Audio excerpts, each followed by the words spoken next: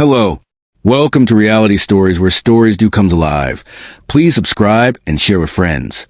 Now relax and enjoy the story. The lights from the Dawson mansion sparkled like stars. Laughter floated through the evening air as a band played soft jazz under a canopy of golden fairy lights. Waiters in white tuxedos moved around with trays of champagne and cupcakes. The swimming pool glowed in shades of blue, and everything screamed wealth and power. It was Olivia Dawson's 19th birthday, and her mother, Margaret Dawson, had made sure the world noticed. Olivia stood on a small stage wearing a long, red satin dress. Her smile was as dazzling as the diamonds on her neck, but her eyes told a different story. She looked beautiful. Every inch a rich girl, but inside, she felt trapped. Margaret, dressed in a glittering black gown, took the mic and tapped it softly. Everyone turned to her. "Ladies and gentlemen," she began, her voice firm and graceful. "Today, I celebrate not just any girl. I celebrate my world, my only child, the reason I breathe, Olivia Dawson." The crowd clapped, raising their glasses. Olivia forced a smile and looked at her mother, standing tall and proud. Margaret reached out and kissed Olivia's forehead, whispering, "You are all I have, my treasure." "I know, Mum," Olivia said softly, "but I'm not a trophy." Margaret didn't respond. She just smiled and turned to address the crowd again. Later that night, after the party had died down and the last guest had left, Olivia stood by her bedroom window, still in her dress. Her makeup was smudged, her heels were on the floor, and her fingers nervously played with her phone. One message: "Daniel, are you sure you can sneak out?" "Olivia, I have to. I need to breathe." Quietly, Olivia changed into jeans and a hoodie. She tiptoed past the hallway, careful not to wake the housekeeper or trigger the motion lights. She slipped through the back door and into the cool night. As she walked down the street, she didn't look like a billionaire's daughter anymore. She looked like a girl chasing freedom. The slums of West End were nothing like the Dawson estate. The air smelled of sweat, frying plantains and old rust. The ground was muddy. The streetlights flickered weakly, and small children ran barefoot across the road. Olivia walked through the narrow alleys until she reached a wooden shack with a curtain for a door. She knocked twice. "Who's there?" came a deep voice. "It's me." The curtain moved aside, and Daniel Rivers stepped out. He was tall, slim, and wore a torn t-shirt and faded jeans. His smile lit up the night. "Liv," he whispered. "You actually came." "Of course I came," Olivia said, throwing her arms around him. They hugged tightly for a moment, as if the world outside didn't exist. Inside, the room was small. A broken fan whirred in the corner, and a mattress lay on the floor with no bed frame. There were stacks of books and a laptop with a cracked screen. "I thought you'd be too tired after your royal birthday," Daniel teased, handing her a bottle of warm water. Olivia sat cross-legged on the bed. "You think that was a party?" "It was a performance. I don't even know half of those people. But your mom knows them." "Power circles," he said, sitting beside her. "I saw it on social media. You look like a movie star." "I didn't feel like one. I felt like a prisoner." Daniel reached for her hand. "I hate seeing you like this." She looked at him, eyes soft. "Let's run away. Let's just disappear. You, me, somewhere far away. We can study abroad. We can be free."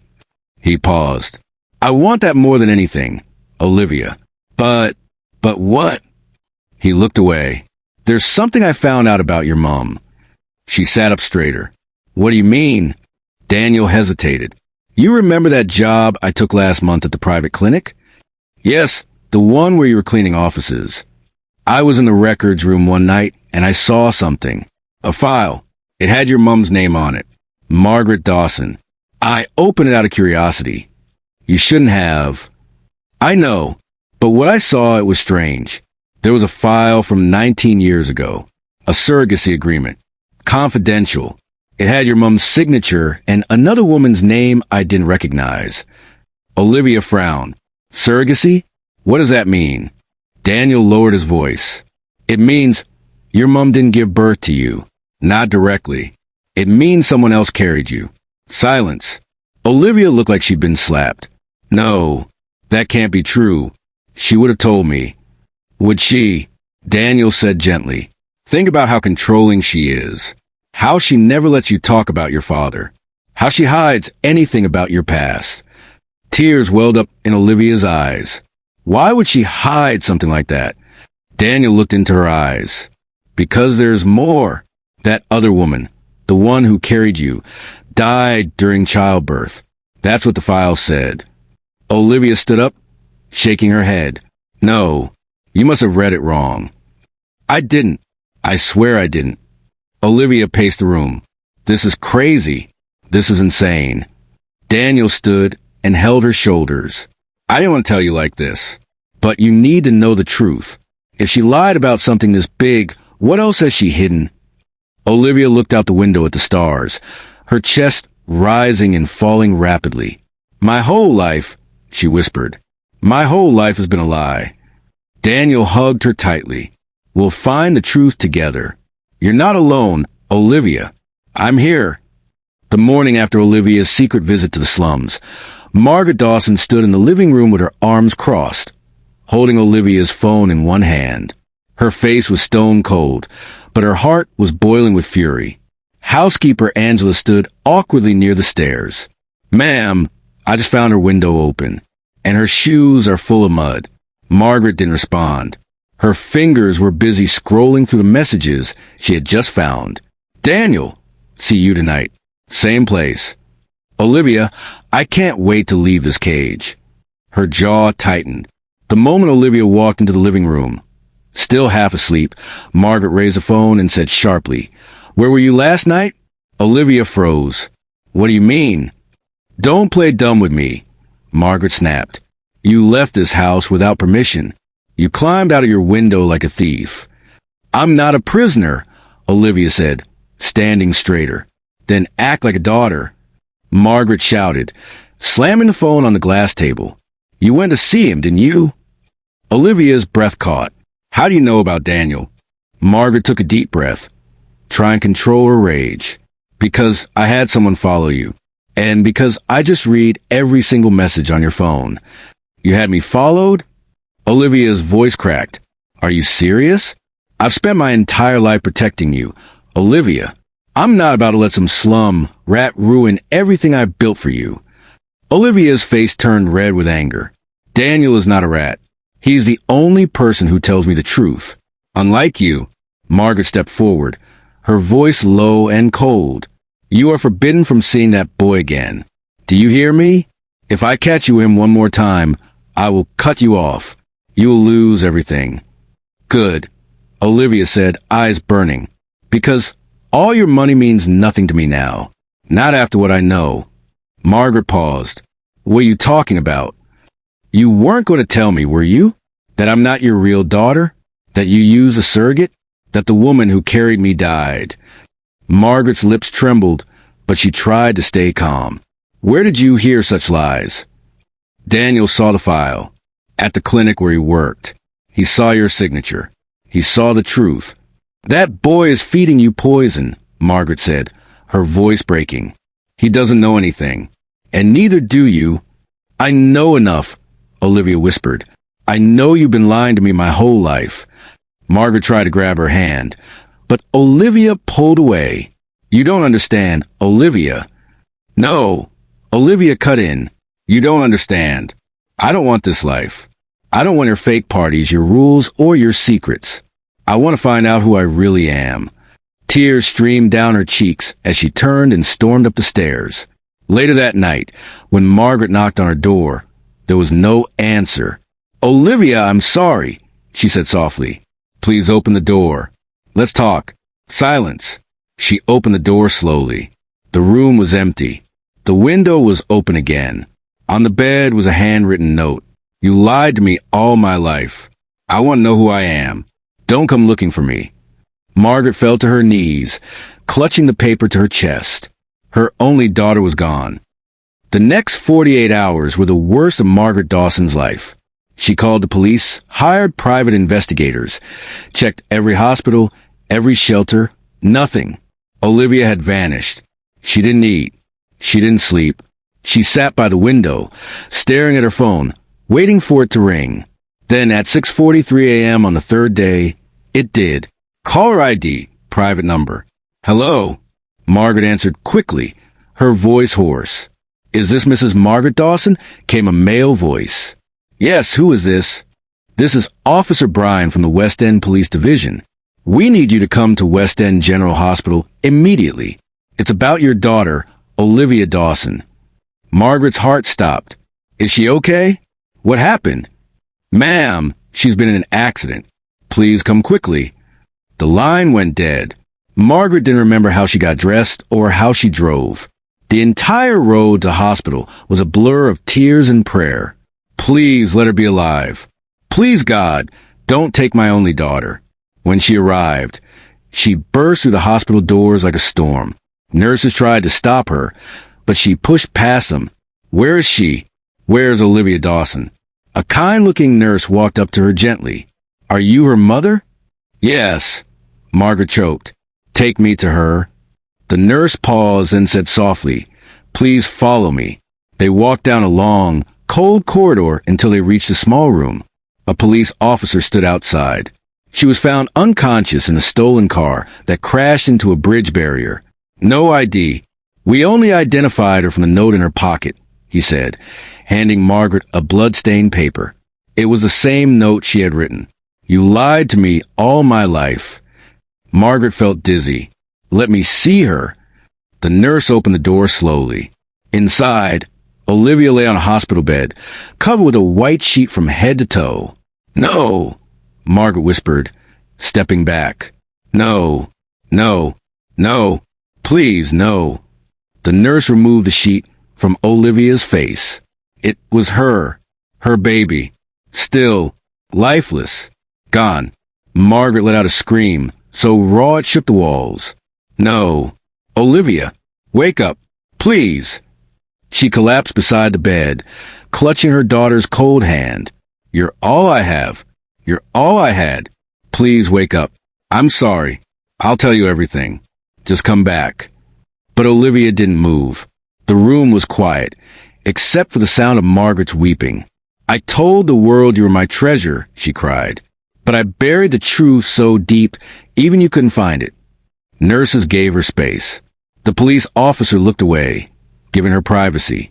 Margaret stayed in that room for hours, not moving, not eating, just crying. She had lost her only daughter. And now, she was left with nothing but secrets and silence. The Dawson mansion had gone silent. The curtains stayed closed.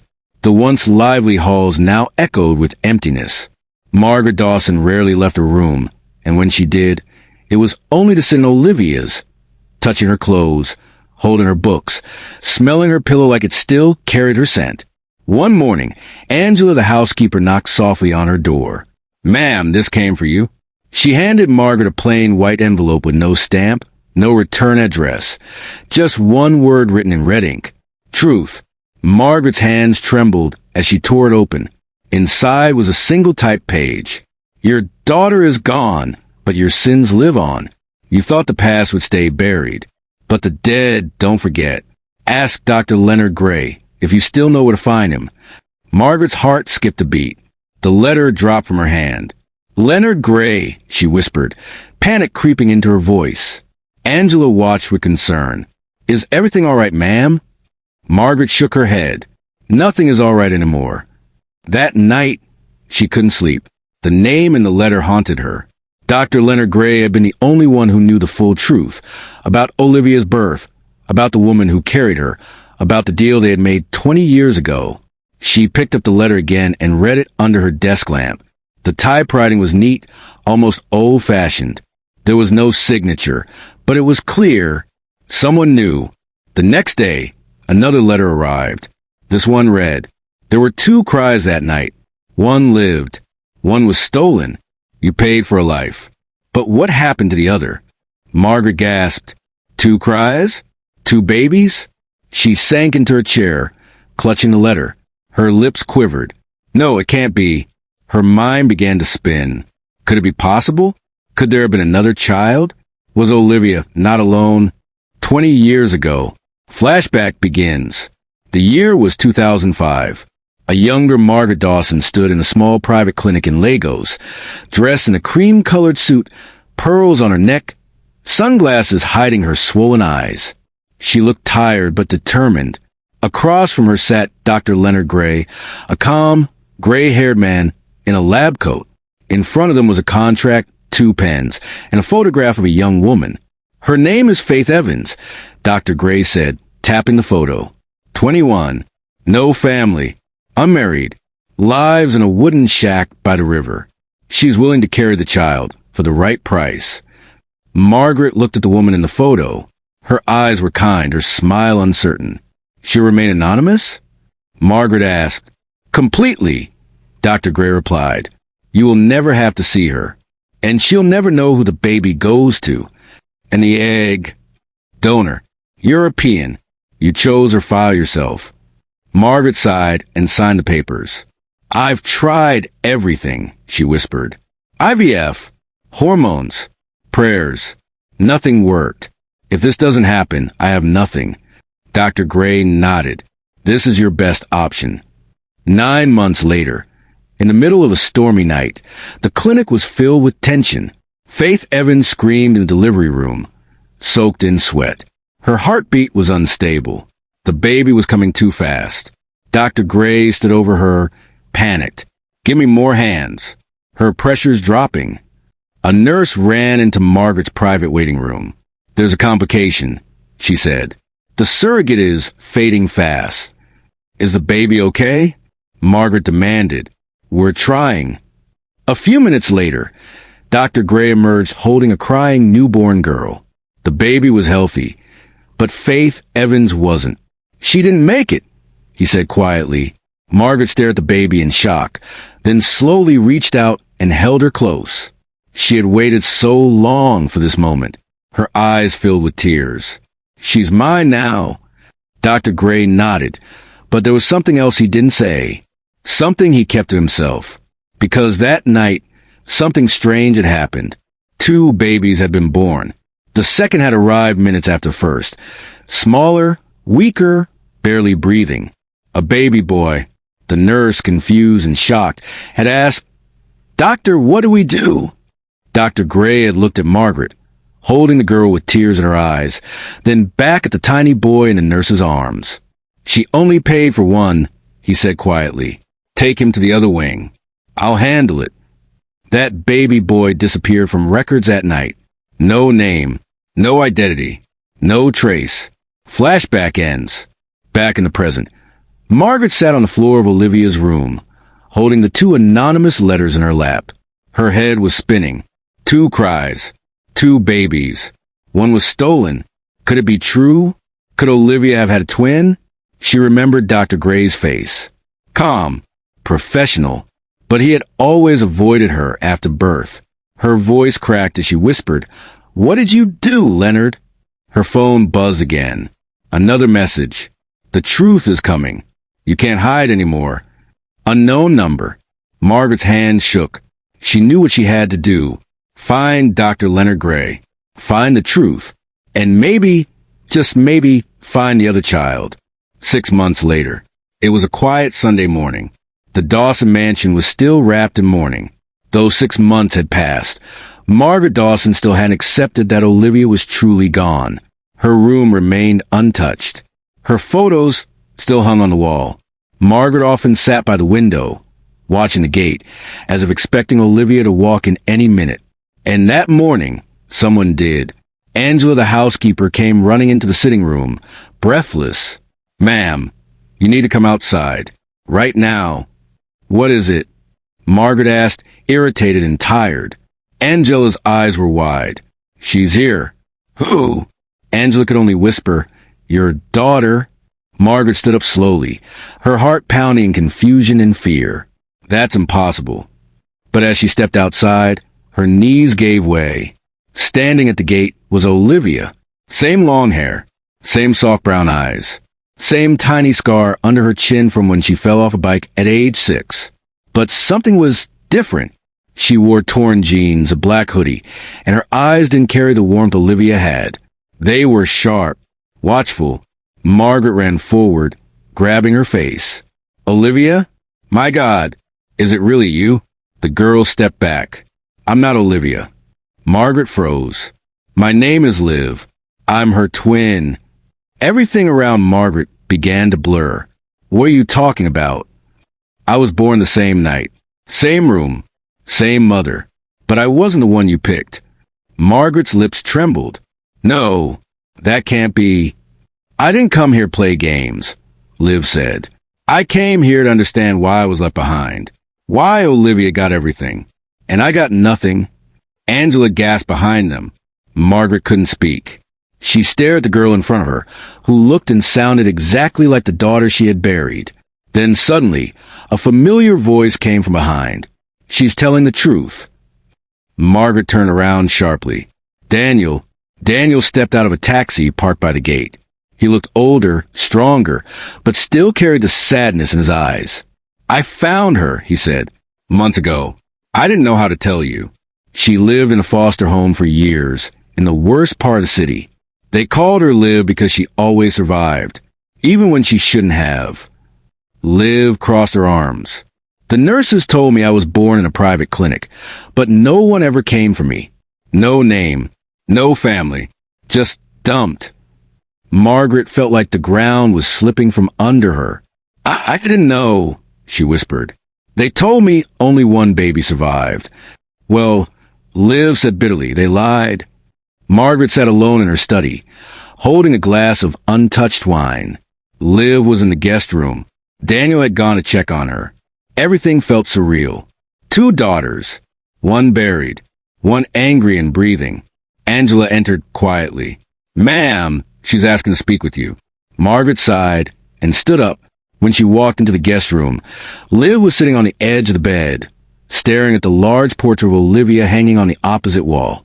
She looks just like me, Liv said, but I can tell she was softer, happier. Margaret sat beside her. She was gentle, curious, full of questions I couldn't answer. I have questions too, Liv said sharply, but I doubt you'll answer them. Margaret swallowed. Try me. Liv turned to her, her voice shaking with pain. Why didn't you choose me? Why did you take her and leave me behind? Margaret closed her eyes. I didn't know there were 2 of you. The doctor, he never told me. He said your mother died giving birth, and that only one baby made it. Liv's eyes burned. You paid to buy a life, and I guess one was enough for you. Margaret stood up angrily. I didn't buy a life. I gave one a future. No, you stole it, Liv said coldly. My mother carried us. She gave her life for us, and you erased her. Margaret sat down again, breathing hard. I lost my husband trying to get pregnant. I lost everything. That baby was all I had left. I never meant to erase anyone. But you did. There was silence for a long time. Then Liv whispered, Do you think Olivia would have wanted to meet me? Margaret's eyes filled with tears. Yes, she would have loved you. I can feel her, Liv said, like she's part of me. I've never felt that before. Margaret looked at her carefully. You may not be the daughter I chose, but maybe you're the daughter I was meant to find. Liv stood up, backing away. Don't do that. Don't try to replace her with me. I'm not her. I don't want your fancy dresses, your money, or your sad guilt. I'm not trying to replace anyone, Margaret said. But you deserve to know who you are, to be loved. Liv turned away, tears in her eyes. Then start by telling me the truth. All of it. Who my mother really was. What happened that night. And why the man who delivered us chose to bury one and bless the other. Margaret nodded slowly. Tomorrow, I'll tell you everything. As Liv walked out of the room, Margaret stared at the photo of Olivia one more time. 2 daughters. One lost. One found. And the past she tried to bury, now breathing under her roof. It was a rainy Thursday morning when Margaret received the unexpected call. Madam Dawson? The voice crackled over the line. It's Pastor Charles. He's in the hospital. He's asking to see you. He says it's urgent. Margaret froze. Pastor Charles had been close to her late husband and one of the few people who knew about the surrogacy. She hadn't spoken to him in over 10 years. But something in her gut told her this wasn't just about faith. It was about truth. Margaret walked into the dim hospital room, where machines beeped slowly and the smell of medicine hung in the air. Pastor Charles lay in the bed, thin, pale, and barely able to lift his head. But when he saw Margaret, he smiled weakly. "You came," he whispered. She nodded, sitting by his side. "They said you asked for me." He nodded slowly. "Because I can't die with this secret, Margaret. I need to clear my soul." Margaret swallowed hard. "What secret?"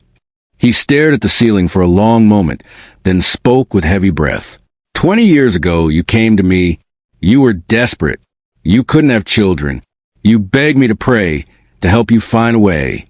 "I remember," she whispered. And then came the surrogacy. Dr. Leonard called me the night of the birth. He said 2 babies had come. Twins. But only one was paid for. Margaret's eyes filled with tears. He said only one survived. Pastor Charles shook his head. "No, they both lived. He handed you Olivia. And the second child, a girl, just like her, was handed to me." Margaret gasped. "You had her?" "I took her to an orphanage on the outskirts of town," he said painfully. "It was the only place I could think of. I faked the birth records, helped erase her name. We made it look like there was only one child." "Why?" Margaret whispered. "Why would you do that to an innocent baby?" His eyes filled with shame. "Because you paid me. You paid me to keep the secret. You said you wanted a clean life, a simple beginning. I needed money. I told myself I was doing God's work. But I lied." Margaret was trembling now. "What happened to her?" "She was adopted a year later," Pastor Charles said, "by a woman named Mrs. Tilda. Harsh. Cold. I visited once. The girl had bruises on her back." Margaret broke down. "Oh my God. I'm sorry," he whispered. "I've carried this for 2 decades. I can't face God with it on my chest." Margaret stood slowly, unable to speak. She walked out of the room in tears. Her world shattered all over again. Back in the mansion, she found Liv standing in Olivia's room, holding a stuffed bunny. Margaret entered quietly. "I spoke to Pastor Charles." Liv turned. "And you were never abandoned," Margaret said, voice shaking. "You were stolen from a life you deserved." Liv's face stayed calm. "I know. I found the orphanage records. I found Mrs. Tilda's house. I remember the beatings, the nights I cried for a mother who never came." Margaret fell to her knees. "Forgive me." Liv stared at her in silence, then walked out without a word. The next evening, Margaret gathered her lawyers, trustees, and family staff. She stood at the head of the table, looking more tired than ever before. "I called this meeting," she began, "to make a public decision, one that may shock you all." Liv stood near the door, arms crossed, watching. Margaret continued. "I'm giving up the Dawson estate, the foundation, the shares, everything. I'm giving it to Liv." The room gasped. The lawyer blinked. But ma'am, Olivia was your only legal heir. She had a twin," Margaret said, "and she lived through hell because of me. This is the least I can do." Liv didn't move. Her face was unreadable. "I want to rebuild what I broke," Margaret said. "And if Liv allows it, I want to call her my daughter." There was a long silence. Liv finally stepped forward. "You really think money will fix this?" Margaret shook her head. "No, but it's a start." Liv walked to her slowly, face to face. "I came here to understand, to feel what it was like to be seen, to be wanted." Tears filled Margaret's eyes. "And now that you are—" "I don't want any of it," Liv said coldly. "I just wanted you to feel what I felt every day of my life, abandoned." Margaret staggered back like she'd been slapped. "I cried for years, hoping my mother would show up, hoping someone would choose me," Liv continued. "Now I know I was never wanted, just forgotten." "Liv," "Please," Margaret begged. "Stay. Let me make this right." But Liv stepped away. "I'm not your daughter," she whispered. "I'm just your consequence." Then she turned and walked away, leaving the stunned room behind her. Margaret collapsed to the floor in sobs, her cries echoing through the mansion. For the first time in her life, she had nothing. No family, no daughter, no forgiveness, just the silence, and the name Olivia carved deep into her broken heart.